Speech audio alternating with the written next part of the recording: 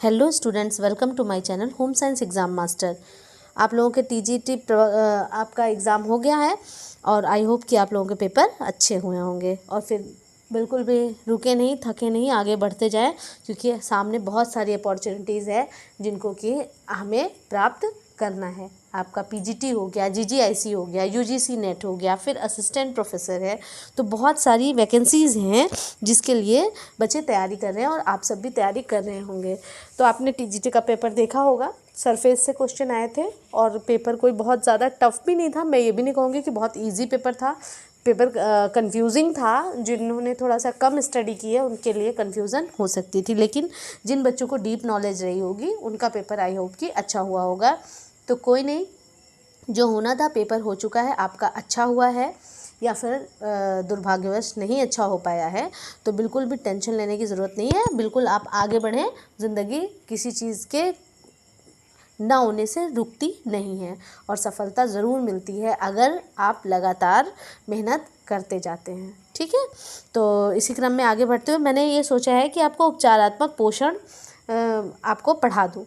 ठीक है, और उसके साथ साथ में मैं आपको PYQs भी कराती जाऊंगी पीजीटी का। तो जो आपका उपचारात्मक पोषण को आप लोग जानते होंगे कि क्या क्या जो आपका पथ्य एवं उपचारात्मक पोषण अर्थात कि आपका डाइटेटिक्स एंड थेरापेटिक न्यूट्रिशन, क्या आपका डाइटेटिक्स एंड थेरापेटिक न्यूट्रिशन, जिसका मतलब होता है पथ्य एवं उपचारात्मक पोषण। ठीक है, तो ये इन चीज़ों का मैं शुरू कर रही हूँ और आई होप कि आपको 7-8 लेक्चर में ये पूरा आपको सिलेबस ख़त्म मिलेगा। आपके पीजीटी के लिए तो बहुत ही उतना सफिशिएंट होगा और जहाँ मुझे लगेगा मैं आपको बताऊँगी। तो स्टार्ट करते हैं आज का लेक्चर हम लोग कि आहार एवं पोषण का। यहाँ पर जो बिल्कुल स्टार्टिंग से दिया है कि आपका फूड एंड न्यूट्रिशन के अंतर्गत आता है, तो मालूम ही है आपको। तो वहाँ पर जहाँ से इसका परिचय दिया हुआ है मैं वहाँ से आपको शुरू करती हूँ। ठीक है, कि है क्या ये। तो जब भी हम न्यूट्रिशन की बात करते हैं तो उसमें गुड न्यूट्रिशन आपका वो आ जाता है, आपका पोषण, और कौन कौन सा आ जाता है, आपका सुपोषण, और आपका आ जाता है, जब भी पोषण की बात करते हैं तो सुपोषण और कुपोषण आ जाता है। ठीक है, तो सुपोषण तो हम लोग जानते ही हैं कि सुपोषण क्या है, और कुपोषण की बात करें तो मैं अभी आपको बताती हूँ कुपोषण क्या है। तो यहाँ पे कुछ डिफिनीशंस हैं जो कि पूछ ही ली जाती हैं। तो अगर गुड, जिसे बात करती हूँ मैं सुपोषण की, तो WHO ने क्या कहा, WHO ने कहा कि सुपोषण का मतलब ये नहीं है कि आपके शरीर में केवल रोगों की अनुपस्थिति है, ठीक है, बल्कि शारीरिक, मानसिक एवं संवेगात्मक और सामाजिक रूप से पूर्णतः अच्छे होने की स्थिति है। ठीक है, तो सुपोषण का ये मतलब नहीं कि अगर कोई व्यक्ति बीमार नहीं है तो वो सुपोषित है, ऐसा नहीं है। तो ये क्या, आपका मेंटल हेल्थ, आपके फिजिकल हेल्थ, आपके सोशल, आपके जो आपकी सोशल ग्रोथ है आपकी, इन सारी चीज़ों, ये सारी स्थिति आपकी अच्छी होगी तभी आप सुपोषण के अंतर्गत आएंगे। तो ये सुपोषण की परिभाषा किसके द्वारा है, इसको आप लोग बिल्कुल भी स्किप मत करिएगा, अक्सर एग्जाम में पूछ ही ली जाती है। WHO और चैम्बर्स डिक्शनरी की डिफिनेशन पूछ ली जाती है। ठीक है, तो मैं आपको जहाँ भी दिखती है तो मैं ज़रूर उसको बता देती हूँ। तो ये आप याद रखिए कि WHO ने कहा कि सुपोषण या उत्तम पोषण स्वस्थ शरीर में केवल रोगों की अनुपस्थिति ही नहीं, बल्कि शरीर के आपके फिजिकल है, मेंटल है, इमोशनल है और आपके सामाजिक रूप से पूर्णतः अच्छे होने की स्थिति है, सोशल रूप से पूरा अच्छे होने की स्थिति है। तो ये परिभाषा किसकी है, WHO के अनुसार। अगर हम बात करते हैं कि आपको मैंने बताया ना सुपोषण, तो सुपोषण में ऐसा कुछ नहीं है कि कोई क्लासिफिकेशन सुपोषण में नहीं देखने को मिलता है। तो सुपोषण में हम बात करते हैं कि सुपोषण, जैसे कैसे हम जानेंगे कि एक व्यक्ति सुपोषित है, तो कुछ उसके कैरेक्टरिस्टिक्स है जिससे कि हमें पता चल जाता है। तो अब मैं बात करती हूँ कि क्या चीज़ें हैं जो कि ये चीज़ें बताती है, क्लासीफाई करती हैं कि सुपोषण है, सुपोषित व्यक्ति है या कुपोषित। ठीक है, तो पहली बात तो एज के अकॉर्डिंग उसका क्या हो, उसका वेट हो और उसकी हाइट हो। देखिए RDA में वेट से क्वेश्चन पूछ लिया गया था और मैंने आपको बार बार जब भी मैं कराती थी तो मैं वहाँ से क्वेश्चन आपको ज़रूर बताती थी। शरीर सुविकसित, सुदृढ़ एवं सुगठित मांसपेशियाँ हों, किसकी, जो कि सुपोषित व्यक्ति है उसका शरीर कैसे वेल डेवलप्ड हो, उसकी सुगठित मांसपेशियाँ हो, ये नहीं कि फैट बहुत ज़्यादा इधर उधर से लटक रहा है। और फिर उसके बाद शरीर सुविकसित हो ही गया, फिर उसकी स्किन कैसी हो, कांतिमय हो। ये सारे आपने पढ़ा हुआ होगा, तो सिर्फ आपको क्या एक रिवीजन, जिससे कि आप पढ़ें और आपको सारी चीज़ें याद आ जाएं। कांतिमय एवं स्वस्थ हो, और शरीर का कैसा, उत्तम आसन, उठा हुआ सीना, तना हुआ सिर, कंधे सपाट तथा पेट अंदर हो। फिर उसके बाद नेत्र कैसे होने चाहिए, नेत्र भी स्किन के साथ साथ भी क्या, नेत्र भी कांतिमय होने चाहिए। श्लैष्मिक झिल्ली का कलर क्या होना चाहिए। देखिए इस तरह से प्रश्न हमें लगता है कि बहुत हल्के में ले लेते हैं, लेकिन जब क्वेश्चन में पूछ लेता है तो उस टाइम क्या, बहुत सारा कंफ्यूजन क्रिएट हो जाता है। ठीक है, तो श्लैष्मिक झिल्ली का कलर कैसा होना चाहिए, गुलाबी रंग की श्लैष्मिक झिल्ली होनी चाहिए। फिर उसके बाद सफ़ेद चमकदार दांत जबड़े में कसे हुए तथा क्रियाशील दांत, मतलब कैसे हों, जबड़े में कसे हुए हों। ये नहीं कि बहुत सारा गैप है या दांत से खून निकल रहा है, तो ये सब क्या, सुपोषण की स्थिति नहीं है। तो कैसे होने चाहिए, कसे हुए होने चाहिए। फिर उसके बाद हेयर का भी कलर पूछा गया, कैसे, चमकीले काले रंग के बाल। अब ये ना मत कहिएगा कि फॉरेनर्स के तो दूसरे कलर के होते हैं, तो हमारे यहाँ ब्लैक होता है ना, तो ब्लैक ही चमकीले होने चाहिए या फिर शाइनी होने चाहिए। फिर उसके बाद फिर कैसी, और नींद कैसी आनी चाहिए, तो उसको नींद भी बहुत अच्छी आनी चाहिए, गहरी निद्रा होनी चाहिए ना, कि ये नहीं कि मतलब नींद ही नहीं आ रही है उसको रात में। और उसका इम्यून सिस्टम भी कैसा होना चाहिए, बहुत बढ़िया होना चाहिए इम्यून सिस्टम भी। ठीक, और कैसा होना, कूल माइंडेड होना चाहिए, मतलब शांत प्रकृति का होना चाहिए। ये नहीं कि ज़रा सी बात पे शॉर्ट टेम्पर्ड नहीं होना चाहिए कि ज़रा सी बात पे भड़क गए ना, तो ये भी किसका, सुपोषित व्यक्ति का लक्षण है। और मानसिक रूप से क्रियाशील हो, शारीरिक एवं मानसिक दोनों तरह से क्रियाशील हो। ये नहीं कोई कार्य करने के लिए कहा जाए, अच्छा अभी उठते हैं, जब उठेंगे तो इस काम को करेंगे। अगर कोई काम करना है तो उसके करने के लिए वो व्यक्ति कैसा होना चाहिए, एक्टिव होना चाहिए, मेंटली एंड फिजिकली दोनों तरह से, तब हम उसको कहते हैं कि ये पूरी तरह से स्वस्थ व्यक्ति है। अगर हम बात करें फूड की, फूड अभी तो मैंने आपको न्यूट्रिएंट की बात बताई, मैंने आपको बताया सुपोषण, कुपोषण। अगर मैं कुपोषण की बात करूं तो कुपोषण 2 प्रकार का, ठीक है, एक कौन सा है, अल्पतम,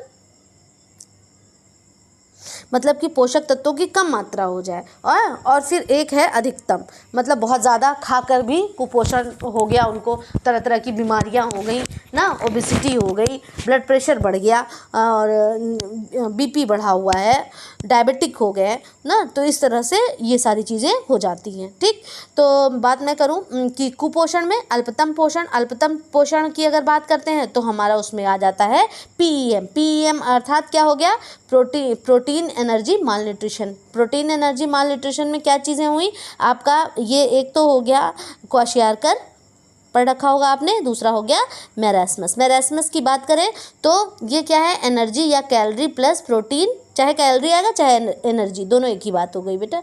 हाँ, फिर उसके बाद इसकी बात करते हैं तो ये प्रोटीन की, स्पेशली प्रोटीन की डिफिशियंसी से होने वाली डिजीज़ है। इसमें क्या होता है, एडिमा हो जाता है, मतलब बॉडी में क्या, स्वेलिंग आ जाती है। तो एडिमा की स्थिति कब आती है, जिसको शोथ, हिंदी में शोथ लिख करके आता है ना, तो उसको आप जान जाइएगा कि ये कौन सी एडिमा की स्थिति है, जिसमें क्या बॉडी में पानी भर जाता है और बॉडी क्या हो जाती है, फूल जाती है। तो इसमें मून लाइक फेस होगा और इसमें मंकी फेस हो जाएगा। ठीक है, बिल्कुल ऐसे क्या, स्किन एकदम ऐसे गिरी गिरी सी हुई, बूढ़े ओल्ड मैन फेस भी इसको कहते हैं।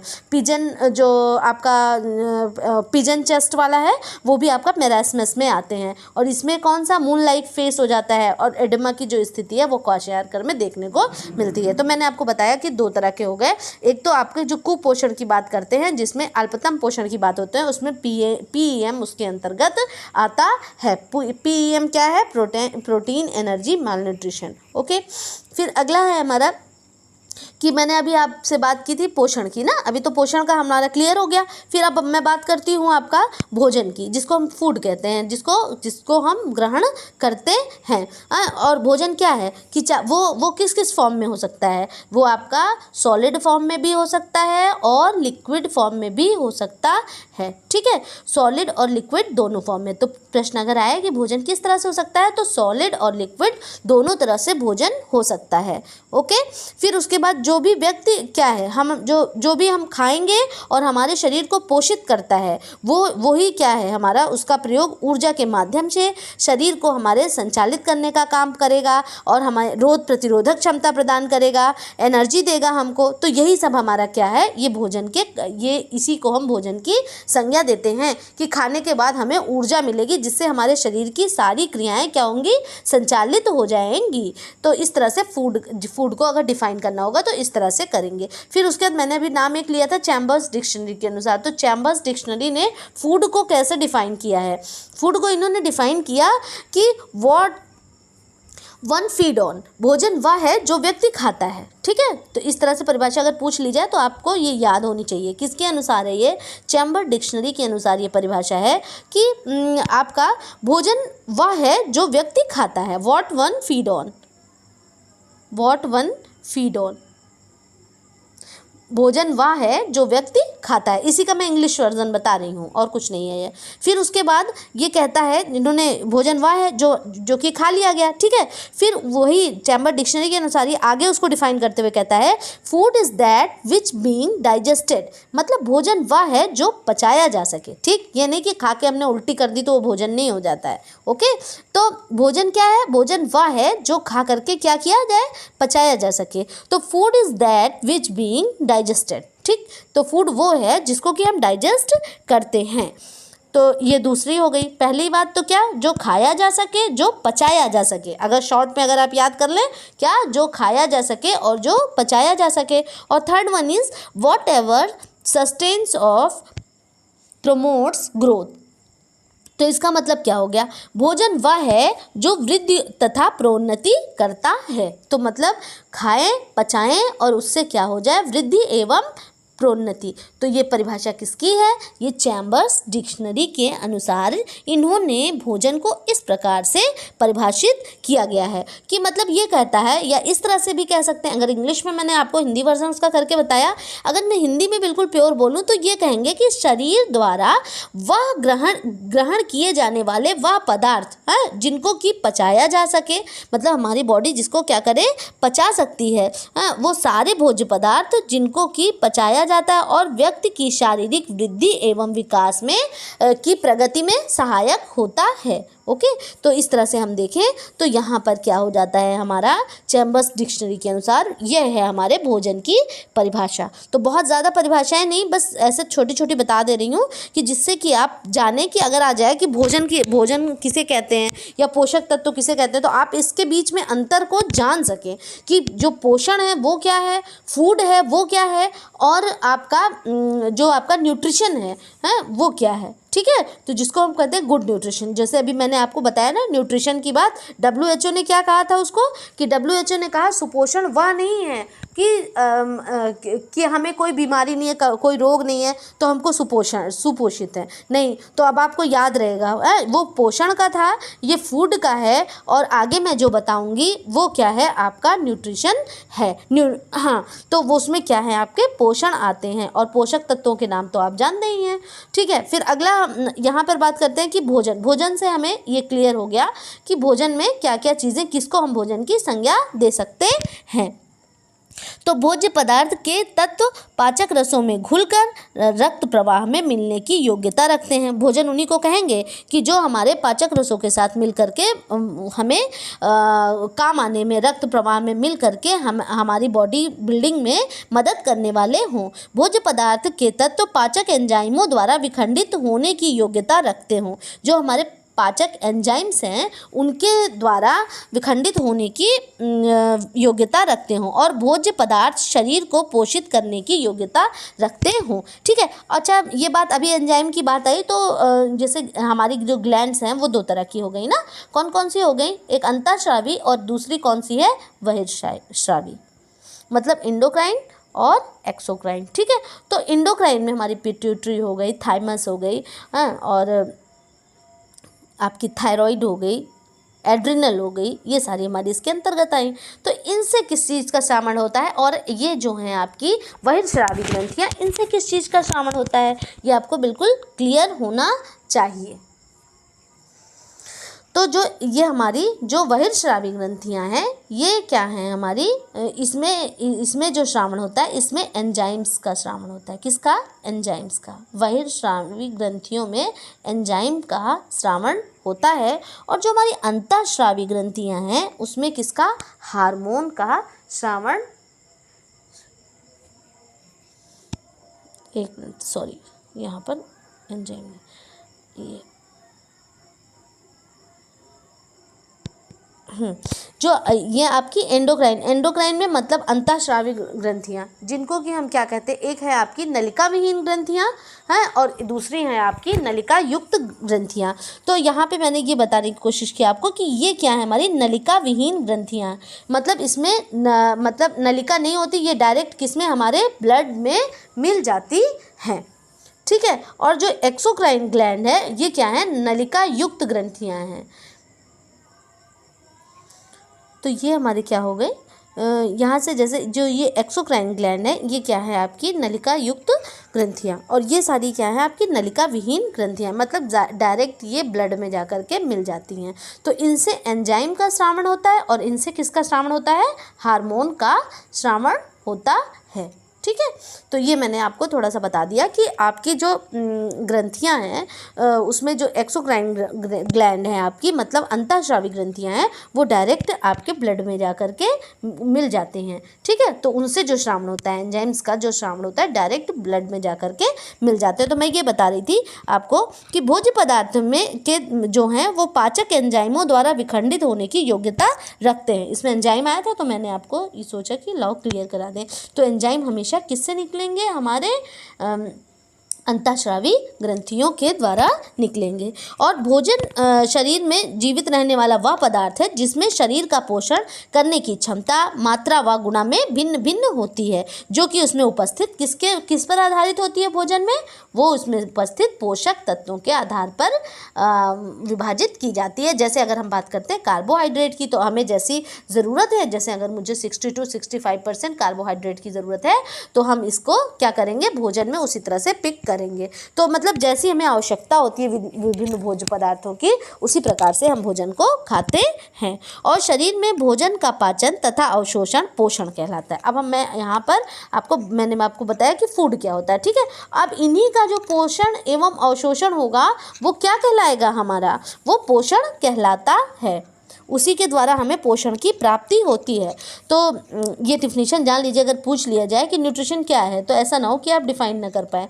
तो पोषण की बात करें कि आहार में उपस्थित जो है आपके जो शरीर में भोजन का पाचन तथा अवशोषण है, क्या चीज़ है, जो शरीर में देखिए जो डाइजेशन हो गया और एब्जॉर्प्शन हो गया, उसी के अवशोषण, जो अवशोषित कर लिया गया, उसी को हम क्या कहलाते हैं, पोषण, मतलब न्यूट्रिशन की संज्ञा देते हैं कि उसके द्वारा हमें पोषण की प्राप्ति हुई है। ओके।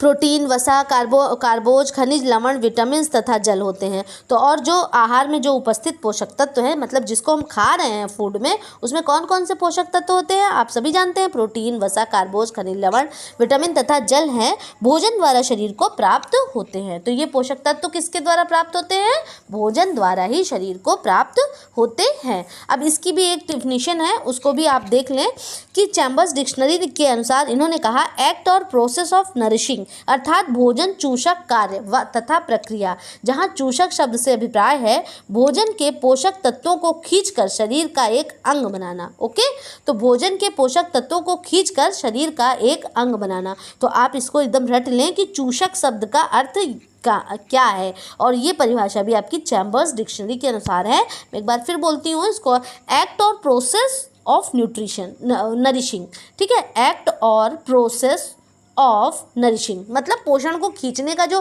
क्रिया हो रही है वही है आपका। तो हिंदी में उन्होंने डिफाइन किया, भोजन चूषक कार्य अथवा प्रक्रिया, ठीक है, भोजन चूषक कार्य अथवा प्रक्रिया। ओके, तो ये जो यहाँ पर जो चूषक शब्द है उसको डिफाइन भी किया गया है, इसीलिए मैं आपको बता रही हूँ कि यहाँ पर जो है आपका चूषक शब्द जो है उसका अर्थ क्या होता है कि भोजन के पोषक तत्वों को खींचकर शरीर का एक अंग बनाना, मतलब जो हमने फूड खाया उसमें से जो पोषक तत्व हैं उसको खींच करके उसको शरीर का एक अंग बनाना, ये एकदम डिफिनीशन है। ठीक, फिर उसके बाद जब मैंने आपसे बताया था कि पोषण की, जैसे अगर प्राणी, कोई भी प्राणी है तो उसके पोषण की कितनी स्थितियां उसको देखने को मिलती हैं। तो कोई भी प्राणी है अगर, तो वहाँ पर पोषण की 4 स्थितियां देखने को मिलती हैं। ठीक, और अभी मैंने आपको बताया था कौन कौन सा था आपका, सुपोषण, ओके, कुपोषण।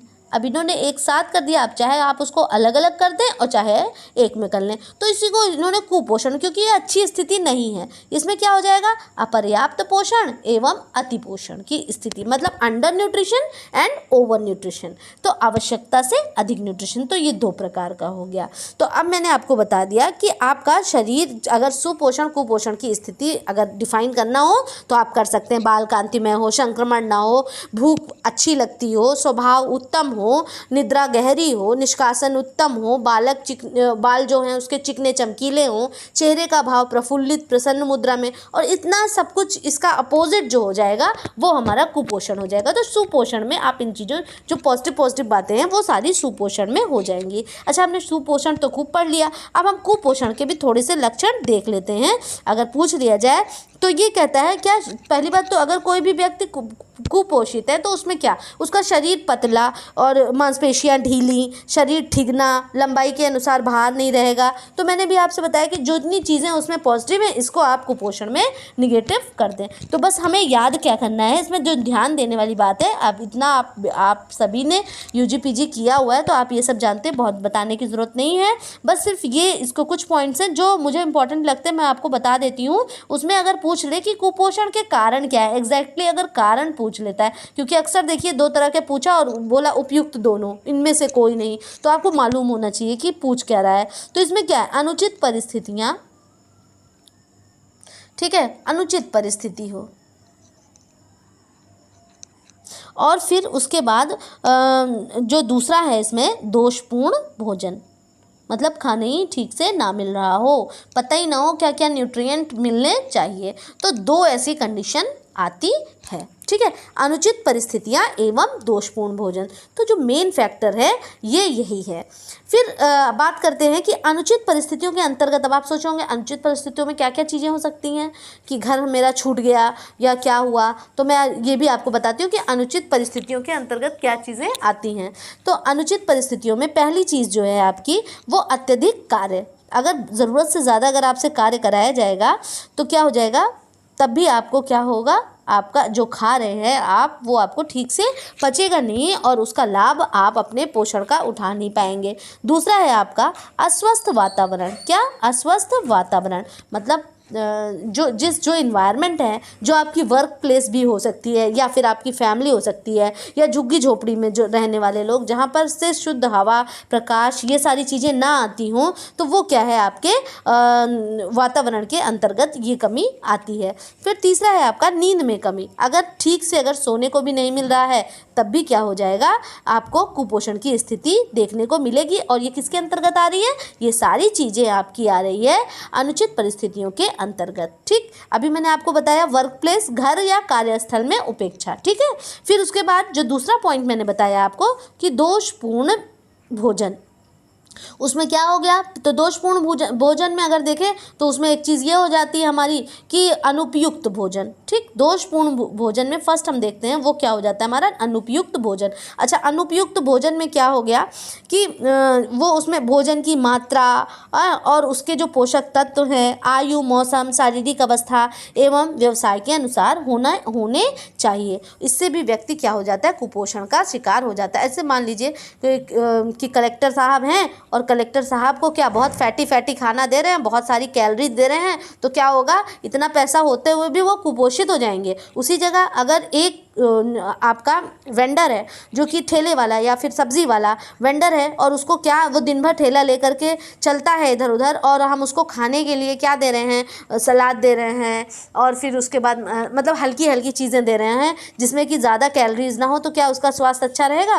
बिल्कुल नहीं, उसका स्वास्थ्य अच्छा नहीं रहेगा। तो उनके व्यवसाय के अनुसार भी भोजन की स्थिति देखी जाती है कि किस तरह से भोजन देना है, जैसा जिसका कार्य होगा उसी के अनुसार उसको भोजन देना है। अगर कोई मजदूर है, जैसे हम लोगों ने पढ़ा आरडीए, इसीलिए पढ़ते हैं हम लोग कि कितनी कैलोरी की ज़रूरत हो जाती है, कितने उसके, अगर आरडीए की बात करूं मैं, तो आरडीए में अगर जो सामान्य पुरुष है अगर वो सिलेंडरी है, अगर आपका वो सिलेंडरी है तो उसका 21-10 है,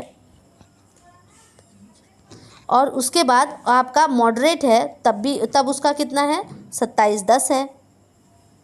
और अगर हैवी वर्कर है आपका तो उसका कितना है 3470 है। तो यहाँ पर भी हम देख सकते हैं ये हैवी का हो गया, हाँ, ये सेडेंडरी वर्कर का हो गया और ये मॉडरेट वर्कर का हो गया। तो आप देखेंगे सेडेंडरी वर्कर मतलब कि आपके कलेक्टर साहब, डॉक्टर साहब जो हैं वो उनको 2110 कैलोरी की ज़रूरत है, बल्कि जो हम सब जैसे टीचर, गृहिणी और भी इस तरह के क्लर्क, इस तरह का कार्य करने वाले जो लोग हैं उनको 2710 की आवश्यकता, कैलोरीज की आवश्यकता, किलो कैलोरी की आवश्यकता है। और लेकिन जो हमारे डेली बेसिस पे काम करने वाले वर्कर्स हैं, वेंडर्स हैं और जो पत्थर तोड़ने वाले हैं, इस तरह का भी कार्य करने, और साथ ही साथ में जैसे ईंट भट्टों पर काम करने वाले, ये सारे, इनको कितनी की आवश्यकता होती है 3470 किलो कैलोरी की आवश्यकता होती है। आरडीए आप सब ज़रूर लर्न कर लें, बिल्कुल रटा होना चाहिए आप सबको आरडीए इस समय। चलिए फिर आगे बढ़ते हैं हम लोग। ये तो बात हो गई कि हम लोग बात कर रहे थे कि जो भोजन के द्वारा जो कुपोषण होता है, जैसे मैंने बताया आपको दोषपूर्ण भोजन से, तो उसमें क्या क्या चीज़ें आती हैं। तो सबसे पहली चीज़ तो हमको पता चल गई कि अनुपयुक्त भोजन, मतलब जैसा व्यवसाय हो आप उसी प्रकार का भोजन उस व्यक्ति को दें। फिर साथ में असंतुलित भोजन की मैं बात करती हूँ। असंतुलित भोजन, हमें पता ही ना हो कि कितनी मात्रा में आपको कार्बोहाइड्रेट की ज़रूरत है, कितनी मात्रा में आपको प्रोटीन की ज़रूरत है, ये मुझे पता ही नहीं है और हम खाना दिए जा रहे हैं, तब भी वो स्थिति क्या कुपोषण की स्थिति कहलाती है। फिर उसके बाद क्या, गरिष्ठ भोजन, बहुत ज़्यादा वसा युक्त खाना, तेल तला भुना खाना खाने से भी क्या हो जाता है, आपका जो अंदर आप जो पाचन तंत्र है वो ठीक प्रकार से कार्य नहीं करना, क्योंकि वसा को पाचन करने के लिए बहुत ज़्यादा ऊर्जा की आवश्यकता पड़ती है और जल्दी से ये डाइजेस्ट नहीं होता है, जिससे कि हमारा जो पाचन है वो क्या हो जाता है, अवरुद्ध हो जाता है, तो अपच हो जाता है पाचन, जिससे कि पोषण समुचित रूप से नहीं हो पाता। ठीक, अगला क्या है, फिर अनियमित एवं असंयमित भोजन।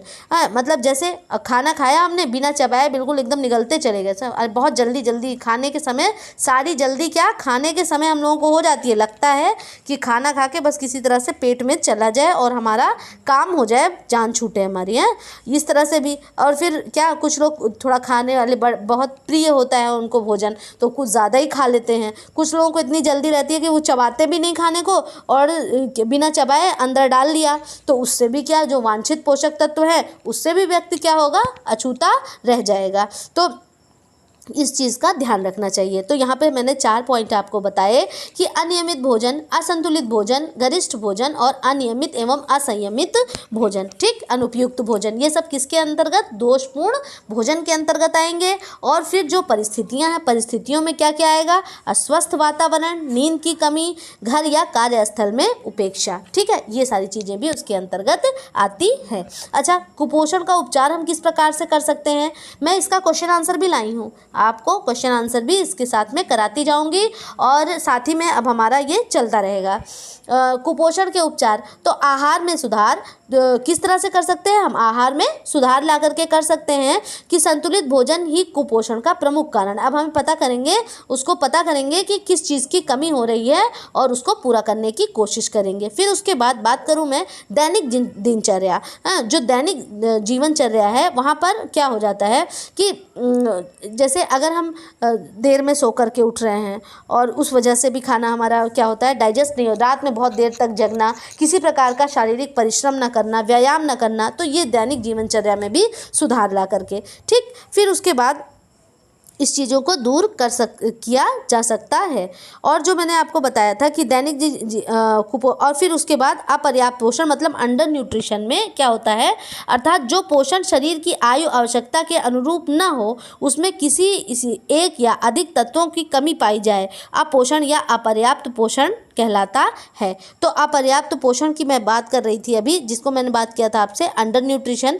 अंडर न्यूट्रिशन में क्या होता है, आहार की न्यून मात्रा। ठीक है, दो तरह से अंडर न्यूट्रिशन होता है। आहार, या तो हमें खाना ही कम मिल रहा है, देखिए ये एक नई चीज़ है, आप इसको याद रखिएगा, ये अंडर न्यूट्रिशन का क्लासिफिकेशन है, कुपोषण का नहीं है ना आपका, ये कुपोषण का नहीं है, ये अंडर न्यूट्रिशन, अल्प पोषण के अंतर्गत है कि दो तरह से, कि आहार की न्यून मात्रा और दूसरा क्या है, पौष्टिक गुणयुक्त आहार की कमी। ठीक है, मतलब हमें यहाँ पर तो खाने को ही भोज्य पदार्थ ही कम मिल रहा है, और दूसरा यहाँ क्या है कि हमें जो पौष्टिक उसके अंदर जो वो है जैसे न्यूट्रिएंट्स है, आपका प्रोटीन, कैलोरी, ये सारी चीज़ें हैं, इसकी कमी हो रही है। तो कभी भी प्रश्न आ जाए कि अंडर न्यूट्रिशन को कितने भागों में बांट सकते हैं, तो हम कहेंगे 2 भागों में। ठीक है, अंडर न्यूट्रिशन की, अति पोषण की नहीं बात कर रही हूँ, अल्प पोषण की बात कर रही हूँ। यहाँ पे जो कुपोषण के अंदर 2 प्रकार के हैं, अंडर न्यूट्रिशन और ओवर न्यूट्रिशन, उन्हीं की बात मैं कर रही हूँ। तो ये अंडर न्यूट्रिशन का है कि आहार में या तो भोजन ही हमको कम मिल रहा है, या उसमें जो पौष्टिक तत्व जो उसकी गुण है उसमें क्या हो जाए, कमी हो जाए, तो वो क्या है, हमारा अंडर न्यूट्रिशन के अंतर्गत आता है। अच्छा, आवश्यकता से अधिक अगर हम खाना खा लेंगे तो उससे क्या होगा, मतलब आवश्यकता से अधिक हमें पोषण मिलेगा, तो मैंने आपसे बताया ना कि उससे भी स्वास्थ्य खराब हो जाता है, जिससे क्या हो जाता है, मोटापा है आपका, जिसको ओबेसिटी के नाम से जानते हैं। ठीक है, तो ये सारी चीज़ें अगर हो जाती हैं तो आपका वो आपके ओवर न्यूट्रिशन के अंतर्गत आता है। आजकल तो ब्लड प्रेशर है आपका, डायबिटीज़ है, ये सब भी इसका बहुत बड़ा से एक कारण है। ठीक, फिर उसके बाद बढ़ते हैं हम लोग डाइटेटिक्स की तरफ। अच्छा, डाइटेटिक्स क्या है? डाइटेटिक्स को अगर मैं हिंदी में अगर ट्रांसलेट करूँ तो वो क्या है, पथ्यापथ्य। ठीक है, पथ्यापथ्य। अच्छा, और थेरापेटिक न्यूट्रिशन वो क्या है, उपचारात्मक पोषण। तो कभी भी डाइटेटिक्स और थेरापेटिक न्यूट्रिशन में आप कंफ्यूज नहीं होंगे। डाइटेटिक्स क्या है, आपका पथ्यापथ्य को आहार विज्ञान कहा जाता है। तो अगर प्रश्न आता है कि पथ्यापथ्य या डायबिटिक क्या वो आपका डाइटेटिक्स क्या है, तो वहाँ पे आप क्या कहेंगे कि पथ्यापथ्य को किस नाम से भी जाना जाता है, आहार विज्ञान भी कहा जाता है। तो आहार विज्ञान को हम क्या कह सकते हैं, पथ्यापथ्य कह सकते हैं। प्रश्न इस तरह से आप पकड़ेंगे। ठीक, फिर उसके बाद अर्थात पौष्टिक तत्वों का ज्ञान, व्यक्ति की पोषण संबंधी आवश्यकता का ज्ञान, जिसमें आयु, लिंग, व्यवसाय, शारीरिक क्रियाशीलता, विशेष स्थिति, और ये सारी चीज़ें क्या हमारे भोजन को प्रभावित भी करती हैं, मालूम है ना। आयु, लिंग, व्यवसाय, शारीरिक क्रियाशीलता, विशेष स्थिति, रोग की स्थिति, ये सारी चीज़ें का आहार नियोजित किया जा सके। मतलब पूरे ये साइंस है इसका, हम लोग विज्ञान, आहार विज्ञान नामी है, तो इसका इस प्रकार से हम अध्ययन करेंगे, इसको जानेंगे कि जिससे अच्छे से उसका आहार नियोजित किया जा सके। बात करूँ मैं चैम्बर्स डिक्शनरी के अनुसार, देखिए चैम्बर्स डिक्शनरी ने भी इसकी परिभाषा दी है। चैम्बर्स डिक्शनरी ने कहा पथ्यापथ्य अर्थात डाइटेटिक्स कुछ भी नहीं है। क्या लिखा है, रूल्स है आपका, रूल्स ऑफ रेगुलेटिंग डाइट। क्या, रूल्स ऑफ रेगुलेटिंग डाइट, मतलब आपके डाइट को रेगुलेट करने का एक रूल है। क्या है वो रूल, क्या है, डाइटेटिक्स या पथ्यापथ्य है। और किसकी डिफिनीशन है ये, आपकी चैम्बर्स डिक्शनरी के अनुसार इन्होंने कहा कि जो